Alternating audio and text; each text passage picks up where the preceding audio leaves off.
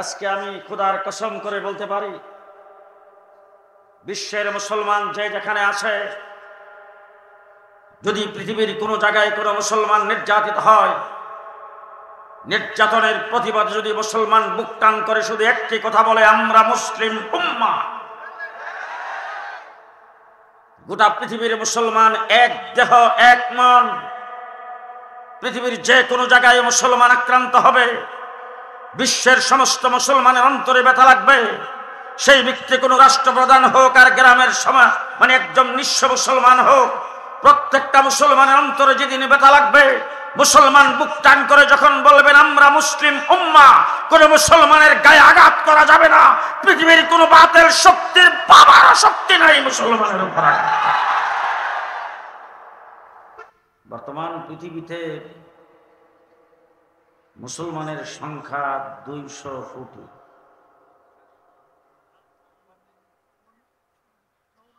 আজকের পৃথিবীর 58টি মুসলিম রাষ্ট্র, 58টি মুসলিম রাষ্ট্রের বাহিরে আমার পার্শ্ববর্তী দেশ ভারত, সেখানেও প্রায় 36 কোটি মুসলমান।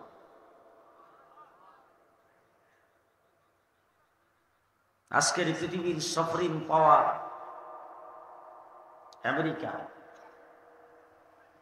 আমেরিকার নিউ ইয়র্কে মসজিদগুলোর থেকে মাইকে ওপেন আওয়াজ, আজানের আওয়াজে ধ্বনি বাজে। লন্ডন শহরে বর্তমানে 500-র উপরে মসজিদ। পৃথিবীর এমন কোন জমিন নাই যেখানে কোরআন কারীম নাই। পৃথিবীর সর্বত্র ইসলাম হচ্ছে। মুসলমানের সংখ্যা যেমন পৃথিবীতে বেশি, পৃথিবীর সম্পদের 80% মুসলমানের হাতে। আমি কি জিন্দা মানুষের সঙ্গে কথা বলতেছি?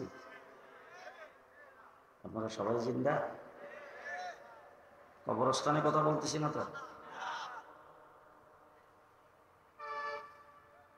আজকের পৃথিবী পেট্রোল ছাড়া চলে না। পেট্রোল মুসলমানের হাতে, স্বর্ণের খনি মুসলমানের হাতে, গ্যাসের খনি মুসলমানের হাতে। আজকের পৃথিবীতে মুসলমান পারমাণবিক অস্ত্রের মালিক। এত সবকিছু থাকার পরে মায়ের খাইলাম না দিলাম, জি কি কারণ? হয়তো আবার আলোচনা শোনার পরে আপনারা হযরত মাওলানা আব্দুল হাই বাহাদুরী সাহেবকে বলবেন যে কোন মৌলবী দৈরান, এখানের নাম ওয়াজ। 100 বার বলবেন, আগামীতে দাওয়াত দেবেন না, কিন্তু কথাগুলি ভালো করে শুনে রাখবেন। শুধু একটা জিনিসের অভাব, যার কারণে মার খাচ্ছে, সেই জিনিসটা হলো ভারতে যখন মুসলমানদেরকে কুচোকাটা করে, ভারতের মুসলমানদেরকে যখন মসজিদের ভিতরে ঢুকে যখন পিটায়, কাশ্মীরে মুসলমানদের যখন রক্ত ঝরে, আমার দেশের মুসলমান দাবিদার নেতা নেত্রীরা বক্তৃতার ভিতরে দাঁড়ায় বলে এটা ভারতের আভ্যন্তরীণ বিষয়। আজকে আমি খোদার কসম করে বলতে পারি, বিশ্বের মুসলমান যে যেখানে আছে, যদি পৃথিবীর কোনো জায়গায় কোনো মুসলমান নির্যাতিত হয়, নির্যাতনের প্রতিবাদে যদি মুসলমান বুক টান করে শুধু একটি কথা বলে, আমরা মুসলিম উম্মাহ, গোটা পৃথিবীর মুসলমান এক দেহ এক মন, পৃথিবীর যে কোনো জায়গায় মুসলমান আক্রান্ত হবে, বিশ্বের সমস্ত মুসলমানের অন্তরে ব্যথা লাগবে। সেই ব্যক্তি কোনো রাষ্ট্রপ্রধান হোক আর গ্রামের সমাজ একজন নিঃস্ব মুসলমান হোক, প্রত্যেকটা মুসলমানের অন্তরে যেদিন ব্যথা লাগবে, মুসলমান বুক টান করে যখন বলবেন আমরা মুসলিম উম্মাহ, কোন মুসলমানের গায়ে আঘাত করা যাবে না। পৃথিবীর কোন বাতিল শক্তির বাবার শক্তি নাই মুসলমানের উপর। আজকে ফিলিস্তিনে যে মুসলমান, মা বোনরা পর্যন্ত নিরাপদ নয়। ছোট ছোট শিশু বাচ্চা পর্যন্ত নিরাপদ নয়। আমরা তো খুব সুখী আছি, খুব সুখী আছি।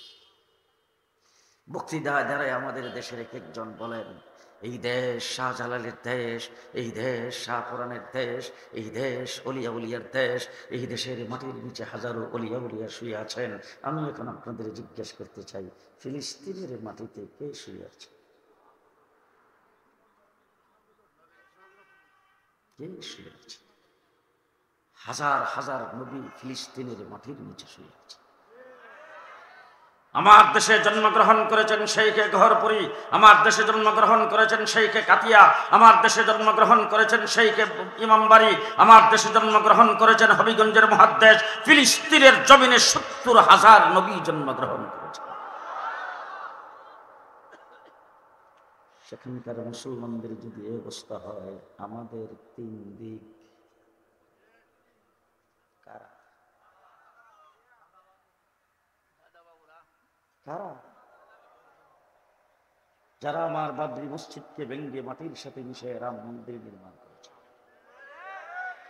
যারা গুজরাটে মুসলমানদেরকে ট্রেনে আগুন দিয়ে পুড়ায় মেরেছেন, যারা কাশ্মীরের মুসলমানদের উপর ৭০ বৎসর যাবৎ নির্যাতন করছেন, যারা আমার মুসলমানদের গুরু জবাই করতে দেয় না, যারা মুসলমানদেরকে কুরবানি করতে দেয় না, যাদের কারণে মুসলমান আজকে নিরাপদে নামাজ পড়তে পারে না, যাদের নিরাপদে মসজিদে যাইতে পারে না, মুসলমানদের উপর দৈনন্দিন যারা নির্যাতন করে, ওই সমস্ত ব্যক্তিরা সবসময় উৎপেতে থাকে।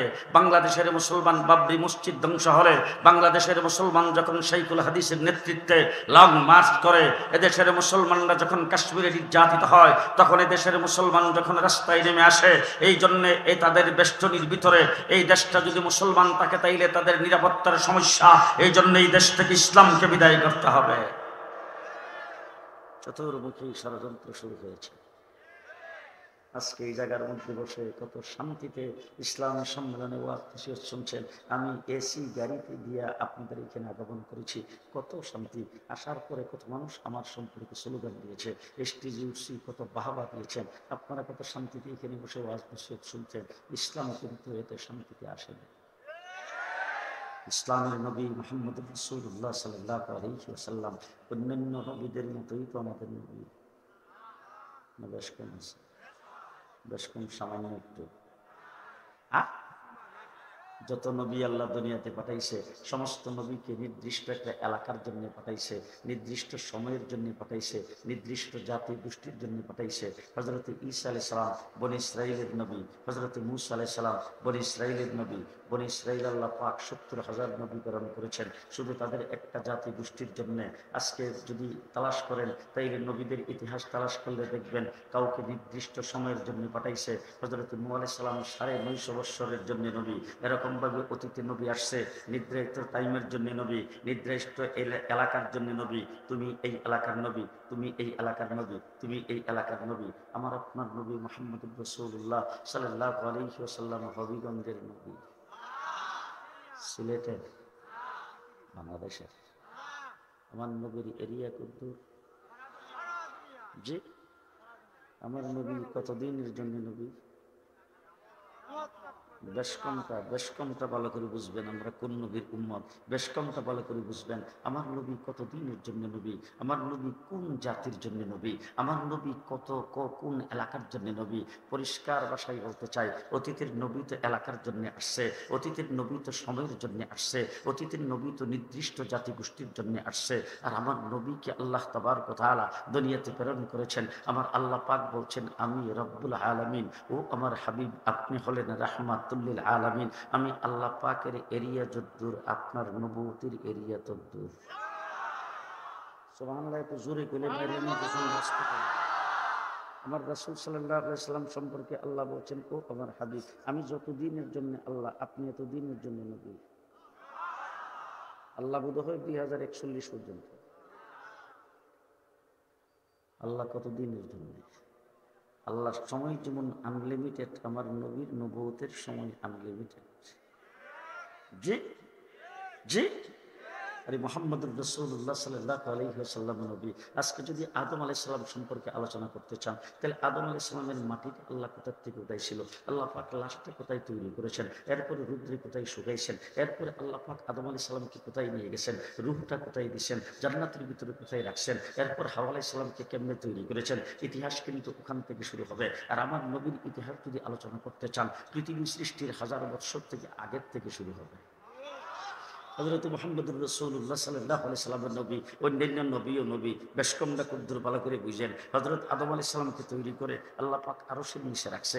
সেখান থেকে আদম আলাইহিস সালামের লাশটাকে আল্লাহ তাবারক ওয়া তাআলা আদম আলাইহিস সালামের ভিতরে রূহ দিয়া আল্লাহ পাক তাকে জান্নাতের ভিতরে ঢুকাইছেন। জান্নাতের ভিতরে আদম আলাইহিস সালাম বসবাস করছেন। এমন সময় আল্লাহকে জিজ্ঞেস করেছেন, ও আল্লাহ, যেই দিকে তাকাইলাম এ পর্যন্ত আমার নজর যত দিকে গেল, আমি যত জায়গায় তাকাইছি, যত জায়গা আমার নজরে পড়ছে, সব জায়গায় তোমার নামের সাথে একটা নাম দেখতেছি, কিন্তু কার নামটা তুমি এই তোমার নামের সাথে লাগাই রাখছো, এটা আজ পর্যন্ত জানতে পারি নাই। আল্লাহ বলেন, তুমি কি নাম দেখছো, কোথায় দেখছো? বলে আরশের নিচে যখন আমাকে রাখা হয়েছিল, আমার ভিতরে রূপ দেওয়ার পরে সর্বপ্রথম যখন আমি তাকাইলাম, তাকাই দেখি আরশের মধ্যে বড় অক্ষরে লেখা লা ইলাহা ইল্লাল্লাহ, সাথে লেখা আছে মুহাম্মাদুর রাসূলুল্লাহ। আরশের নিচ থেকে যখন ফেরেশতারা আমাকে আনতে গেছে, দেখি ফেরেশতাদের কপালের মধ্যে লেখা লা ইলাহা ইল্লাল্লাহ, সাথে লেখা মুহাম্মাদুর রাসূলুল্লাহ। আমি এইসা জান্নাতের ভিতরে ঢুকবো, দেখি জান্নাতের গেটের মধ্যে লেখা লা ইলাহা ইল্লাল্লাহ, সাথে লেখা মুহাম্মাদুর রাসূলুল্লাহ। জান্নাতের ভিতরে যখন ঢুকলাম, ঢুকার পরে দেখি প্রত্যেকটা গাছের পাতায় পাতায় লেখা লা ইলাহা ইল্লাল্লাহ, সাথে লেখা মুহাম্মাদুর রাসূলুল্লাহ। জান্নাতের ভিতরে যতগুলি আসবাবপত্র, প্রত্যেকটা আসবাবের গায়ে লেখা লা ইলাহা ইল্লাল্লাহ মুহাম্মাদুর রাসূলুল্লাহ। জান্নাতের ভিতরে এ পর্যন্ত যত খাবার খাইলাম, প্রত্যেকটা খাবারের লেবেলের মধ্যে লেখা লা ইলাহা ইল্লাল্লাহ, সাথে লেখা মুহাম্মাদুর রাসূলুল্লাহ। হযরত আদম আলাইহিস সালামকে আল্লাহ জিজ্ঞেস করেছেন, আদম, তুমি কি চিনতে পারো নাই? বলে না। বলে, তাকে যদি না বানাইতাম তোমারও বানাইতাম না।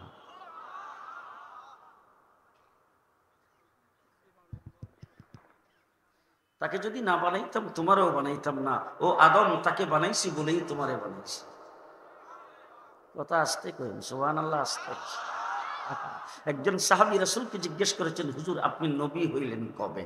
রাসূল যেই সাহাবী জিজ্ঞেস করেছেন, ওই সাহাবীকে হুজুর খুব ভালো করে ছিলেন। সাহাবী কখন রাসূল জন্মগ্রহণ করেছেন? হুজুরের বাবার নাম আব্দুল্লাহ, হুজুর মা আমিনার ঘরে জন্মগ্রহণ করেছেন, কুরাইশ বংশে জন্মগ্রহণ করেছেন, আব্দুল মুত্তালিবের ঘরে জন্মগ্রহণ করেছেন। এই সব কিছু জানার পরে যখন প্রশ্ন করেছেন, রাসূল বুঝে গেছেন, বুঝা তার প্রশ্নের উত্তর দিয়েছেন, কুনতু নাবিয়্যান ওয়াল আদামু বাইনাল মা'i ওয়াত তিন। আমি তখনও নবী ছিলাম যখন আদম আলাইহিস সালাম মাটি আর পানিতে মিশ্রিত অবস্থায় ছিল। আদম আলাইহিস সালামকে এখনো সৃষ্টি করা হয়নি, তখন আমার নবী নবী, যার খাতিরে আল্লাহ আসমান জমিন সৃষ্টি করেছেন। কি কথা বুঝে আসেন? জি, বললে বিশ্বাস হবে? বিশ্বাস হবে?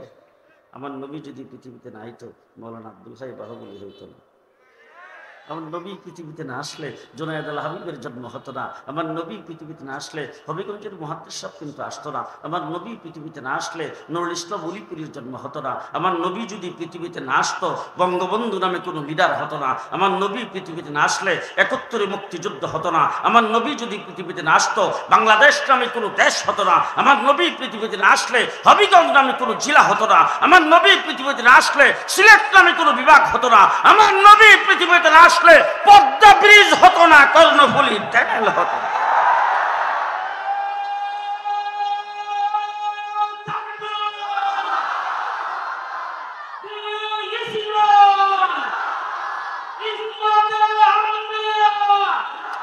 মুহাম্মাদুর রাসূলুল্লাহ, মুহাম্মাদুর রাসূলুল্লাহ সাল্লাল্লাহু আলাইহি ওয়াসাল্লাম। মুহাম্মাদুর রাসূলুল্লাহ সাল্লাল্লাহু আলাইহি ওয়াসাল্লাম সৃষ্টি জগতের মকসুদ, সৃষ্টি জগতের উদ্দেশ্য। আমার নবী যদি পৃথিবীতে না আসতো, আল্লাহ যদি আল্লাহর হাবিবকে সৃষ্টি না করতেন, হযরত আদম আলাইহিস সালামকে কুদরতি হাতের দ্বারা বানাইতেন না, আল্লাহ যদি হযরত ইব্রাহিম মুহাম্মদুর রাসূলুল্লাহকে সৃষ্টি না করতেন, ইব্রাহিমকে খলিল বানাইতেন না, আমার নবী যদি পৃথিবীতে না আসতো, মুসা আলাইহিস সালাম কালিমুল্লাহ হতো না, আমার নবী পৃথিবীতে না আসলে ঈসা আলাইহিস সালাম রূহুল্লাহ হতো না, আমার নবী পৃথিবীতে না আসলে সুলাইমানের রাজত্ব হতো না, আমার নবী পৃথিবীতে না আসলে ইউসুফের সৌন্দর্য হতো না, আমার নবী পৃথিবীতে না আসলে ইসমাইলের কুরবানি হতো না, আমার নবী পৃথিবীতে না আসলে 1,24,000 পয়গম্বর আসতেন। বুঝে আসেন? জি, আমার নবী সৃষ্টি জগতের উদ্দেশ্য উপলক্ষ। হ্যাঁ, এখন আমি যদি একটা দৃষ্টান্ত দেই, আপনারা কি বিশ্বাস করবেন? হ্যাঁ, আজকে যে আপনাদের এইখানে এই মাহফিলটা, এত সুন্দর প্যান্ডেল, এই যে মাইক, স্টেজ, লাইট, এই যাবতীয় সব কিছু এইখানে ইন্তজামটা পুরাটাই করা হয়েছে। আমি জুনায়েদ আল হাবিব আপনাদের এইখানে আসব, আমি দাওয়াত কবুল করেছি, আমি আসব, এই জন্যেই আজকের এই ইন্তজাম। বাবা কিছুক্ষণের জন্য মাইনা নেন, ঘরে বাদ দিয়ে দিয়েন। আমি আজকে এইখানে আসব, এই জন্যেই আজকের এই আয়োজন। বলেন বলেন বলেন, এখন বলেন তো, আমি আসছি আগে না প্যান্ডেল করছেন আগে? স্টেজটা তো আমি আসার পরে, স্টেজও আগে, মাইকটা আমি আসার পরে আনছেন, মাইকও আগে, লাইট তো লাগাইছেন আমি আসার পরে, লাইটও আগে। খুব ভালো করে মনে দেখেন, আমি হইলাম এই মাহফিলের মকসুদ, আমি হইলাম এই মাহফিলের মূল উদ্দেশ্য। আমি আসছি পরে, প্যান্ডেল করেছেন আগে, আমি আসছি পরে, লাইট লাগাইছেন আগে। ঠিক তেমনি করে গোটা সৃষ্টি জগতের মকসুদ নবী মুহাম্মদুর রাসূলুল্লাহ সাল্লাল্লাহু আলাইহি ওয়াসাল্লাম, আল্লাহ পাক আসমান জমিন তৈরি করেছেন আগে, আমার নবীকে পৃথিবীতে প্রেরণ করেছেন পরে, চন্দ্র সূর্যের লাইট লাগাইছেন আগে, আমার নবী পৃথিবীতে আসছে পরে। মকসুদ হলো আমার নবী, উদ্দেশ্য উদ্দেশ্য আমার নবী মুহাম্মদুর রাসূলুল্লাহ সাল্লাল্লাহু আলাইহি ওয়াসাল্লাম, আমার নবী পৃথিবীতে না আসলে চন্দ্র সূর্য হতো না। উদ্দেশ্য তিনি। এবার উদ্দেশ্য যেটা, মকসুদ যেটা, এটা কিন্তু সবার পরে আসে। মকসুদ সবার পরে আসে। কেমন করে দৃষ্টান্ত আরেকটা বুঝেন, আপনারা কি ভাত খান চাউলের না দানা? জি, দানের ভাত না চাউলের ভাত? জি, চাউল আগে না দান আগে? হ্যাঁ, কথা সবাই বলবেন, চাউল আগে না দান আগে? আপনাদের দেশের সিস্টেম জানি না আমি, হয়তো একরকমই হবে, কারণ আমার বাড়ি তো বেশি দূর না আপনাদের এখান থেকে। তো আমাদের দেশে দেখছি ডান্ডার আগে পানি দিয়ে ভিজাইয়ার পরে সাপ দিয়ে রাখলে 1-2 দিন পরে বের হয় গেরা বের হইলে খিচুড়ি ভাত করে খায়। জি, ডান্ডারে পানি দিয়ে ভিজাইয়া গেরা বের করছে কি জন্য? উদ্দেশ্য হলো চাউল, মেন উদ্দেশ্য কি? চাউল। এবার দান্ডারে এই গেরা বের হয়েছে পরে, এটারে নিয়ে কাদা মাটির মধ্যে ফেলাইছে, আমাদের দেশে বলে জ্বালা। মেন উদ্দেশ্য চাউল। জ্বালাটা যখন একটু বড় হয়েছে, এরপরে উঠাই নিয়ে ক্ষেতের মধ্যে লাইন দিয়ে লাগাইছে, মেন উদ্দেশ্য হলো চাউল। এরপরে খুঁটার দিছে, সার দিছে, গোবর দিছে, পানি দিছে, আগাছা পরিষ্কার করছে, উদ্দেশ্য হলো চাউল। ধান গাছটা বড় হয়েছে, ধানের শীষ ধরছে, উদ্দেশ্য হলো চাউল। ক্ষেতের মধ্যে ফাঁকছে, উদ্দেশ্য হলো চাউল। আগে কাশি দিয়ে কাটতো, এখন মেশিন দিয়ে কাটছে, উদ্দেশ্য হলো চাউল। আগে গরু দিয়ে ফারাইতো, এখন মেশিন দিয়ে চুরাইছে, উদ্দেশ্য হলো চাউল। এরপরে পানি দিয়ে ভিজাইছে, উদ্দেশ্য হলো চাউল। সিদ্ধ করছে, উদ্দেশ্য হলো চাউল। রোদ্রে দিয়ে শুকাইছে, উদ্দেশ্য হলো চাউল। মেশিনে ভাঙ্গে চাউল বাইর করছে। চাউল আইলো কোন সময়? সবাই পরে। আগে যা কিছু করলো কোন উদ্দেশ্যে?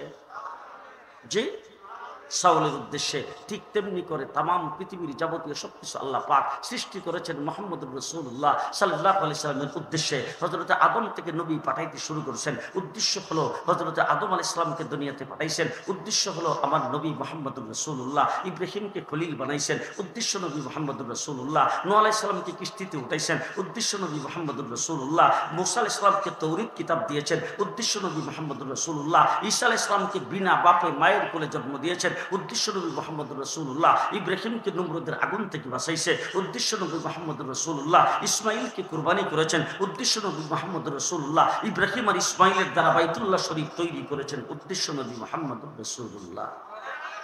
সবকিছু করেছেন আগে, উদ্দেশ্য যিনি তিনি আসছেন সবাই পরে। এবার জিজ্ঞেস করতে চাই, চাউল যখন মেশিনে ভাঙ্গে বের করে ফেলছেন, চাউলটা দিয়া দান বানান তো দেখি। চাউল থেকে দান, চাউলটার থেকে দান করা যাবে কিনা? চাউল যখন হয়ে গেছে, চাউল দিয়া দান করা, চাউলটারে ফিরা দান করা সম্ভব? সম্ভব? ভিজায় রাখলে গেরা হইব, জি খেতে বানাইলে জ্বালা হইব, আস্তে কর।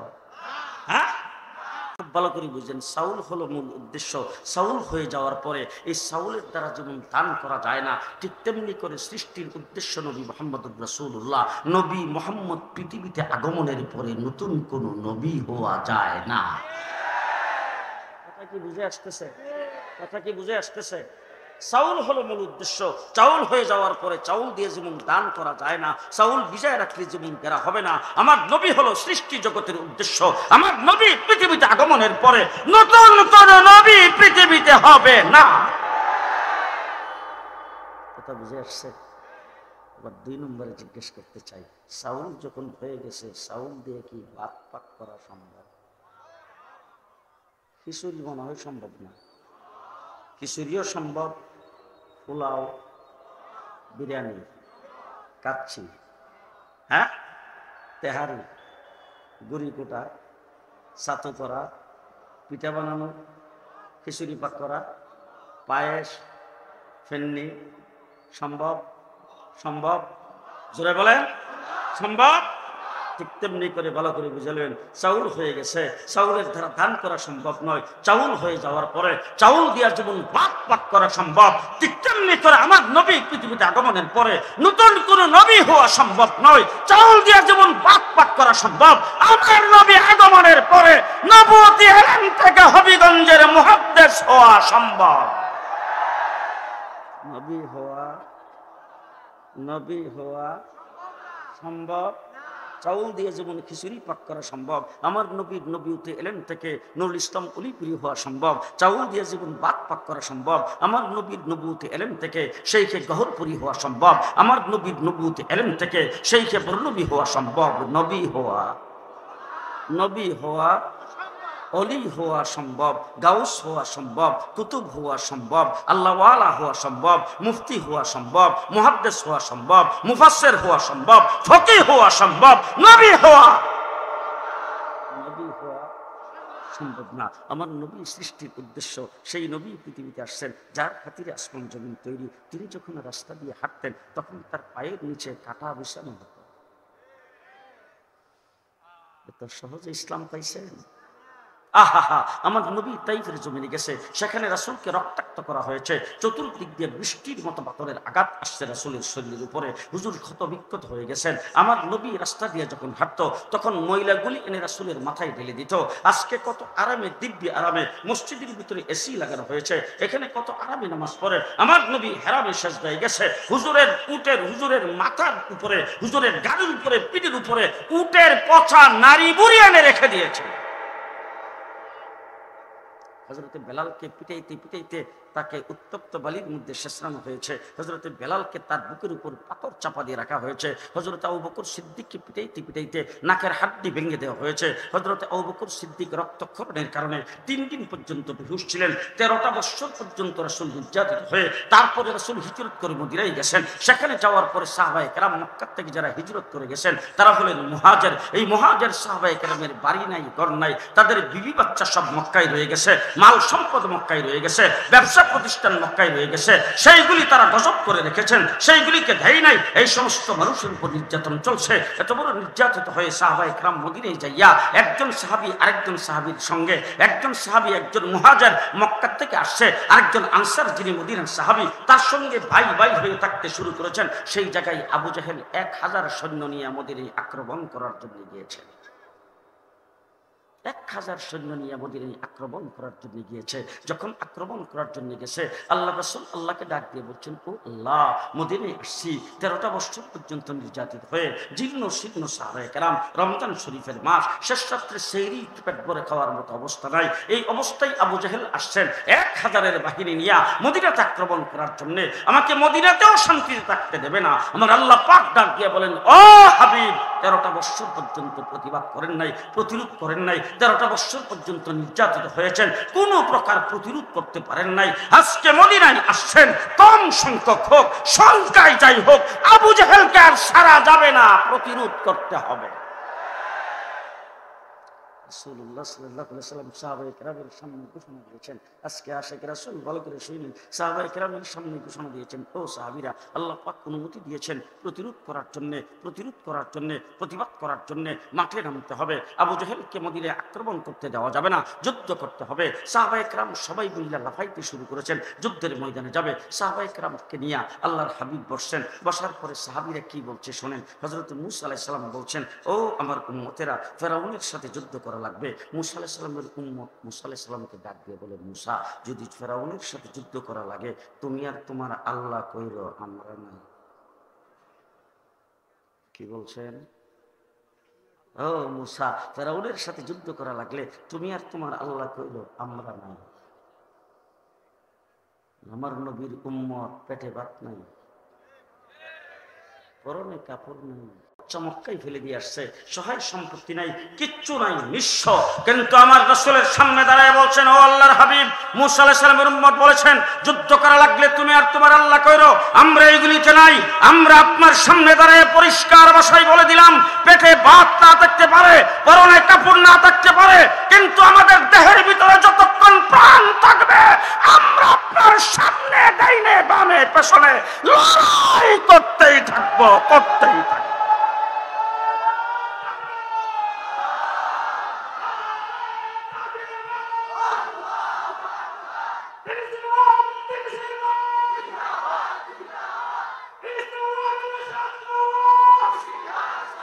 মুসলমান, মুসলমান, সাহাবায়ে কেরাম হুজুর আকরাম সাল্লাল্লাহু আলাইহি ওয়াসাল্লাম, হুজুর আকরাম সাল্লাল্লাহু আলাইহি ওয়াসাল্লামের সামনে দাঁড়ায় বলছেন, যতক্ষণ দেহের ভিতরে প্রাণ থাকবে, ততক্ষণ ইসলাম রক্ষার জন্য, আপনার ইজ্জত রক্ষার জন্য, আপনার দ্বীন রক্ষার জন্য, আপনার কোরআন রক্ষার জন্য আমরা যুদ্ধ করতেই থাকবো, জীবন দিয়ে দেব, তবু ইসলাম দেব না। আপনাদের কি মত? আপনাদের কি মত? কথা তো আসতে বললেন। জি, 3 দিকে বেষ্টনী, আরেক দিকে সাগর, অনেক জায়গায় বসবাস করি। আজকে আমার বাংলাদেশ থেকে ইসলামকে বিদায় করার গভীর ষড়যন্ত্রের অংশ হিসাবে এই দেশের শিক্ষা ব্যবস্থা থেকে ইসলামকে সমূলে বের করে দেওয়া হয়েছে। স্কুল, কলেজ, ইউনিভার্সিটি কোথাও দিনই শিক্ষা নাই। আপনাদের বহু বলে আছে। যখন ছোট সময় মাদ্রাসায় পড়তাম, তখন মাদ্রাসায় পড়ার সময় দেখতাম একসাথে বসে আমাদের শাস্তল ভাই, আমাদের ভাই বেরাদর, তারা স্কুলে পড়ে, তখন মাদ্রাসার থেকে আইসা বিকেলবেলা সময় পাইলে তাদের সঙ্গে একটু সময় কাটাইতাম। তখন তাদের সঙ্গে যখন বৈশা কোথাও দাঁড়াইয়া যখন কথাবার্তা বলতাম, হঠাৎ করে তারা বলতো, মৌলবী সারা। হঠাৎ করে রাস্তার কিনারে তারা দাঁড়াই গেছে, বসার থেকে লাফ দিয়ে উঠে গেছে, আমরাও দাঁড়াইতাম। দাঁড়াইয়া তখন দেখতাম টুপিদারিওয়ালা, লম্বা পাঞ্জাবিওয়ালা একজন লোক আসতেছে, দেখতে শুনতে বুজুর্গ মনে হয়। তারা আমাদেরকে চিনাইতো, বলতো, আমাদের স্কুলের মৌলবী মাস্টার। প্রত্যেক স্কুলে একজন করে মৌলবী মাস্টার ছিল, যাকে মৌলবী স্যার বলা হতো। সেই মৌলবী মাস্টার আজকের বংশ নাই। আছে কোনো স্কুলে, প্রাইমারি থেকে শুরু করে ইউনিভার্সিটি পর্যন্ত ধর্মীয় শিক্ষা, ধর্মীয় সাবজেক্ট পড়াইবার একজন মাস্টারও রাখা হয় নাই। শুধু তাই না, ধর্মীয় সাবজেক্ট নাম কাবস্তে যেইটুক আছে, এইটুকুর আবার পরীক্ষা নাই। আছে কি না? জি, যার ফলশ্রুতিতে আমার দেশের স্কুল কলেজ ইউনিভার্সিটিতে দ্বীনি শিক্ষা না থাকার কারণে যখন আমাদের দেশের কোনো লিডার, আমাদের দেশের কোনো নেতা, আমাদের দেশের কোনো উচ্চ শিক্ষিত কোনো গুণীজন, আমাদের দেশের কোনো বুদ্ধিজীবী যখন ইন্তেকাল করে, তখন জানাজার মাঠে সহপাঠী সহকর্মী সবাই, তার দলের কর্মীরা সবাই সেখানে হুড় করে যে হাজির হয়েছে আর সুখ প্রকাশ করতেছে, কালো বীজ ধারণ করেছে, আমাদের ইমুক লিডার ইমুক নেতা ইন্তেকাল করেছে। তারা যখন লেন্দরে জানাজার মাঠে দাঁড়ায়, তখন ইমাম সাহেব সামনে দাঁড়ায় জানাজা করতেছে। পেছন দিক থেকে তাদের কাতারটা দেখলে বাহুবলী সাহেবের কিসের হাসি পায়, আমার মনে হয় ইবলিসও হাসে। ঠিক কিনা বলেন? আমাদের দেশের বড় বড় নেতারা যারা উচ্চ শিক্ষিত, ডক্টরেট করেছেন, পিএইচডি করেছেন, BCS holder, high high high, হুজুর ফরজ কয়টা জানে না। আমি আপনাদের বাহুবলীর কথা বলতেছি না, আমি কিন্তু ঢাকার কথা বলতেছি, আপনারা রাগ করেন না। জি, মসজিদের আগের কাতার তাদেরই দখলে, মসজিদ কমিটির সভাপতি সেক্রেটারি তারাই, যাদের সূরা ফাতিহা ঠিক নাই। কথা আসতে বলেন। জি, মসজিদের ইমাম নিয়োগ দিয়ে তারা, মসজিদের ইমামকে বের করে তারা, ইমাম সাহেবকে সকালে একবার বিদায় করে বিকালে একবার আনে, ইমাম সাহেবের উপর দিয়ে মাতবুরি করে সূরা ফাতিহা জিজ্ঞেস করলে দাঁত ভাঙা যাবে। ঠিক কিনা বলেন? অফিস আদালত সবকিছুর থেকে রিটায়ার্ড, মসজিদে এসে টায়ার্ড। আপনাদের হবিগঞ্জে নাই? সবকিছুর থেকে রিটায়ার্ড, মসজিদে এসে টায়ার্ড। এরকম লোক আছে? ওরে বাবা, অফিস আদালত থেকে বয়স সীমা পার হয়ে গেছে, বয়স সীমা পার হয়ে গেছে, এখন সেখান থেকে রিটায়ার, এখান থেকে কিছু পেনশনের টাকাটা পাইছে, সেই টাকাগুলি দিয়ে করছে একটা দোকান, একটা শপিং, একটা ব্যবসা প্রতিষ্ঠান তারা করছে। সেই ব্যবসা প্রতিষ্ঠানের ছেলেপেলারা বড় হয়েছে, তারা তখন ব্যবসা প্রতিষ্ঠানের দায়িত্ব নিয়েছেন, তারা তখন ব্যবসা প্রতিষ্ঠানে কাজকর্ম করে। হঠাৎ করে দিন মারা এসে দেখে, আম্মা কালকের থেকে আব্বারে আর দোকানে পাঠায় না। মা ডাক দিয়া কিরি, তোর বাবার জীবনের সঞ্চয় দিয়া এই দোকানটা এত কষ্ট করে করছে, এখন তোর বাবারে দোকানে পাঠাইতে না করস, ঘটনা কি তোরা কি বেড়া হয়ে গেছ নাকি? মা বাবা এই ছেলেগুলি মার দিকে চায়, মা আজাইরা কাস্টমারের লগে ফেসাল ভারে, 500 টাকার একটা বান্ডিল দিলে ভালো করে কমতে পারে না, একটা জিনিস বিক্রি করতে 10 মিনিট সময় লাগে, আর উল্টা পাল্টা লাগে, দোকানের যে কত লস করছে তার ঠিক নাই। এখন থেকে বাড়ির থাকতে গেল, এতদিন অফিস থেকে রিটায়ার্ড, এখন দোকান থেকেও রিটায়ার্ড, এখন দোকান থেকে রিটায়ার্ড হওয়ার পরে বুড়ি রইছে জ্বালা। এখন বুড়ি সকাল 11টা বাজবার আগে নাস্তাটা খাওয়ায় ধাক্কাকে তাকে, জলদি মসজিদে যাও। কথা কয় না, জলদি মসজিদে যাও। বুড়ি পাঠাই দিচ্ছেন 11টার সময় মসজিদে, মসজিদে যাই আসে, জোহরের নামাজ পড়ে যখন খাইতে আসছে, খানা ঢাকায় আসার পরে বুড়ি 3টার আগে, আরে তাড়াতাড়ি মসজিদে যাও, আসরের আযান দিল। বুড়ির থেকেও রিটায়ার্ড, এখন মসজিদে যায় টায়ার্ড। এখন খালি একজন আরেকজনের সাথে কর, এই ইমাম সাহেব এত ইস্তারির জামাত থেকে পেল। ইমাম সাহেবকে দেখছি সকালবেলা ব্যাগ ভরে বাজার করে নিয়েছে, কত টাকা ইমাম সাহেব থেকে পেল। আরে ইমাম সাহেবকে দেখছি এসি গাড়ি দিয়ে নিয়ে যায়, এই গাড়ি ইমাম সাহেব কোথা থেকে ব্যবহার করে? আর ইমাম সাহেব দিয়ে মোটরসাইকেল চালায়। আপনাদের বাহু বলে নাই যে এই সমস্ত রিটায়ার্ডগুলি মসজিদের আগের কাতার দখল। আমি আমার মসজিদে বয়ান করতেছি, বয়ানের ভিতর দিয়ে বললাম, সামনের কাতারে মহল্লার বড় বড় শেঠগুলি যারা বসে আছেন, আমি যদি একজন একজন করে এখন আপনার এত জিগাই, আমি কিন্তু আর জিগাই না, না জিজ্ঞাসা করে যখন নামাজ শেষ করলাম, নামাজ শেষ করে যখন বের হইতেছি, আমার সভাপতি এসে আমার সঙ্গে 4 পাখা রয়েছে, কারিয়ে তারপরে করতেছে, হুজুর আজকে মুসল্লিদের একবারে গামাই লেগেছে।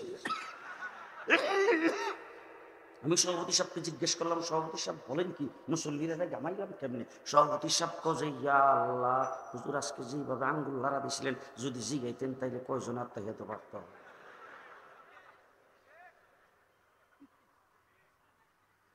তোমার নাম আব্দুর রহমান, আব্দুর রহিম, তোমার নাম আমিরউদ্দিন।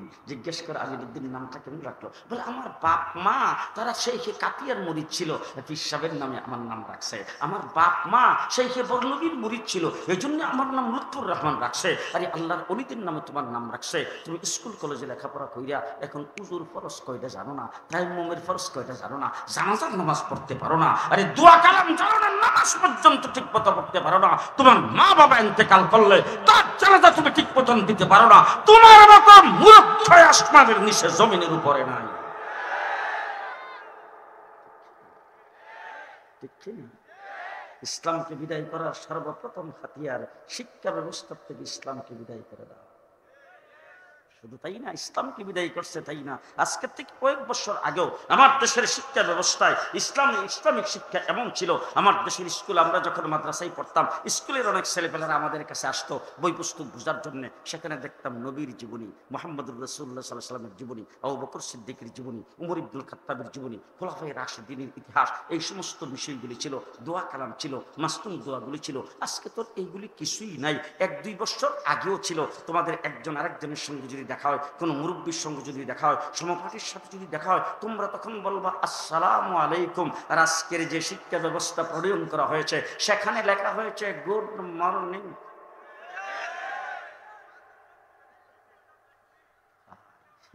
আমার ছোট বাচ্চা যদি এক্সকিউজ মি প্লিজ সরি যদি কইতে পারে, আমি খুশিতে পাক পাক। হ্যাঁ, লিফটে উঠতেছি, একটা মা আর একটা বাবা, দুইজনে একটা ছোট বাচ্চা নিয়ে আসছে। বাচ্চারা 4-5 বছরে। বাচ্চারা লিফটের মধ্যে দৌড় দিয়ে উঠে, আমি লিফটে খারাপ, আমার সঙ্গে যে ধাক্কা লাগছে। মা বাবা দুইজন বাচ্চাটার ধরে হুজুরে সরি কয়ে দাও, sorry sorry sorry sorry sorry. Excuse me please sorry my god. মুসলমান, মাই গড কার শব্দ? মাই গড কার শব্দ? এক্সকিউজ মি প্লিজ সরি কার শব্দ? গুড মর্নিং কার শব্দ? পরিষ্কার ভাষায় বলতে চাই, মুসলমান বাচ্চাদের মুখ থেকে বের হবে সুবহানাল্লাহ, আলহামদুলিল্লাহ, লা ইলাহা ইল্লাল্লাহ, আল্লাহু আকবার, মাশাআল্লাহ, জাযাকাল্লাহ, জাযাকাল্লাহ। এই সমস্ত শব্দ বের হবে। এই সমস্ত শব্দ বের না করে তুমি যদি মাই গড আর এক্সকিউজ মি আর প্লিজ তুমি বলো, হাসরের ময়দানে তোমার হাসর হবে এক্সকিউজ মি আর প্লিজ বলা দেয়। কোথায় যাচ্ছে? কোথায় যাচ্ছে? মুসলমান, ইসলামকে বিদায় করার যে ষড়যন্ত্র শুরু হয়েছে, এই ষড়যন্ত্র রুখতে হবে। আস্তে আস্তে আস্তে আস্তে এই ষড়যন্ত্র নস্যাৎ করে দিতে হবে। যদি এই ষড়যন্ত্রকে নস্যাৎ করতে চান, তাইলে আমি আপনাদের কাছে জানতে চাই, আজকে যদি আমাদের দেশ আল্লাহ না করুক বিজাতিদের দখলে চলে যায়, দেশের স্বাধীনতার সার্বভৌমত্ব যদি নস্যাৎ করে কোন নাস্তিকার মুক্তার যদি ক্ষমতায় বসে, এই দেশ থেকে ইসলামকে উৎখাত করার জন্য আসে, আপনি আমার বুক বরাবর রাইফেল আর বন্দুকের গুলি তাক করে যদি বলে ইসলাম ছাড়তে হবে, তখন কি বুক টান করে বলতে পারবেন জীবন দিয়ে দেব তবে ইসলাম দেব না? পারবেন পারবেন পারবেন?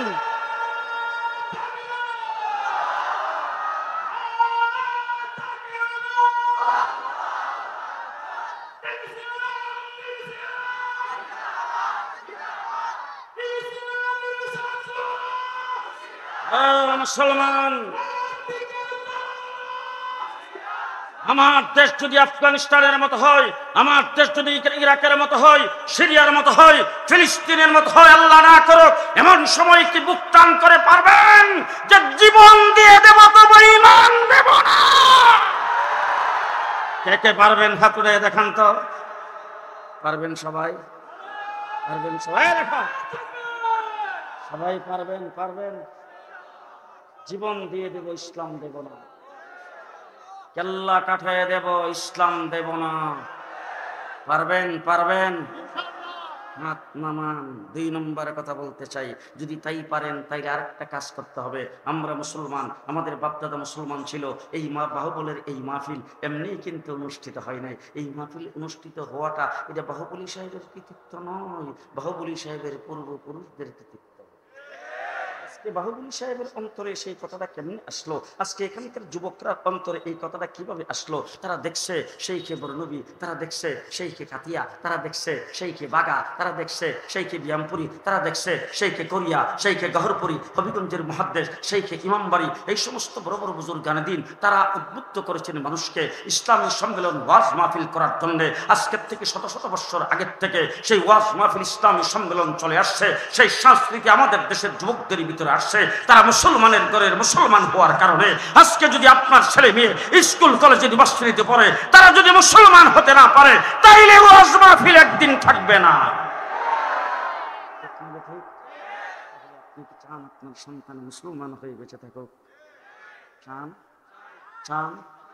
সবাই না, সবাই না।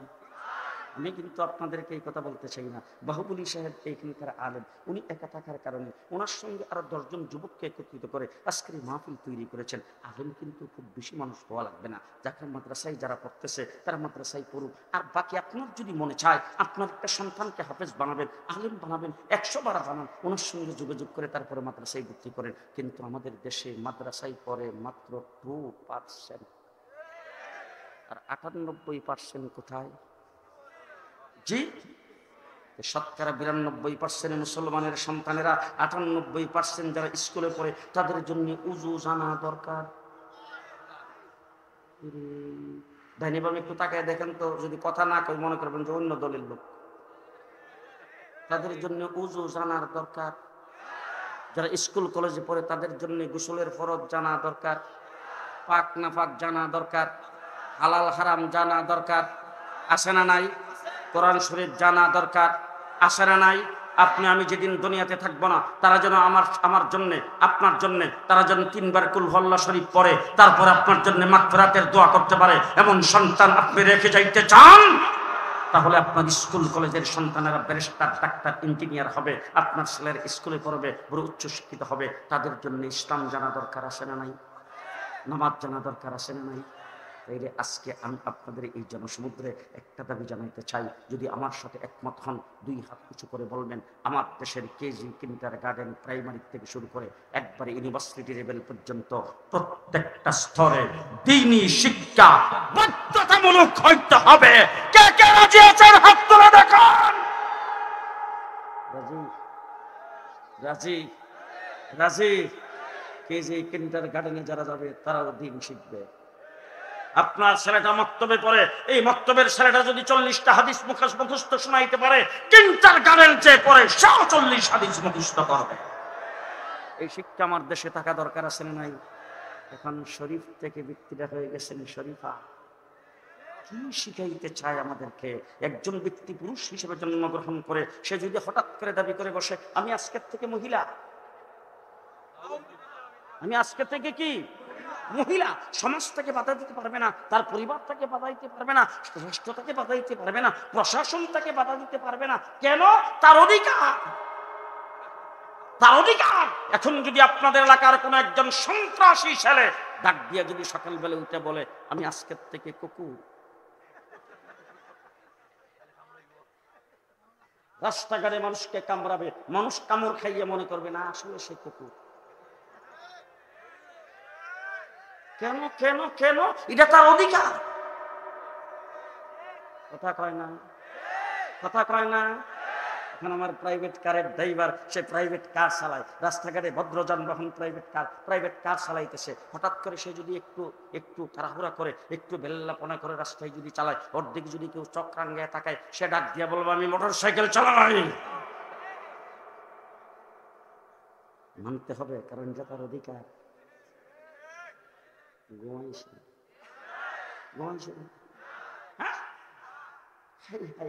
পুরুষ হিসেবে জন্মগ্রহণ করেছেন।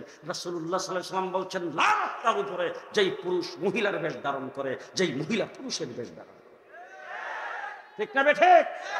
শতকরা 92% মুসলিম দেশে ব্রাক স্কুলের প্রফেসর আসিফ, সে এই সাবজেক্ট পড়াইতে চাই নাই, পাতাটা ছিঁড়ে ফেলেছেন, তাকে সেই বিশ্ববিদ্যালয় থেকে বহিষ্কার করা হয়েছে।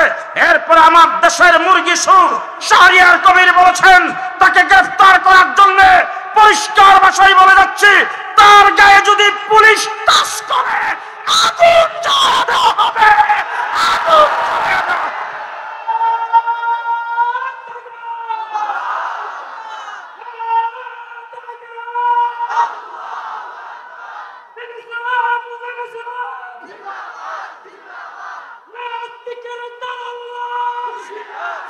মুসলমান যথাযথ সম্মানের সাথে প্রফেসর আসিফকে তার চাকরিতে বহাল করতে হবে। 2 নম্বর, নাস্তিকার মুক্তাবাদীদের শিক্ষা বাংলার মাটিতে যেই স্কুল যেই কলেজ পড়াবে, পড়াইতে বাধ্য করবে, এই স্কুল এই কলেজ বাংলাদেশে চলবে না, চলবে না, চলবে না। রাজি থাকলে হাত তুলে দেখান।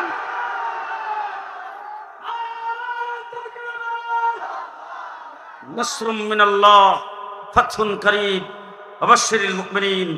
আসসালামু আলাইকুম ওয়া রাহমাতুল্লাহি ওয়া বারাকাতুহু।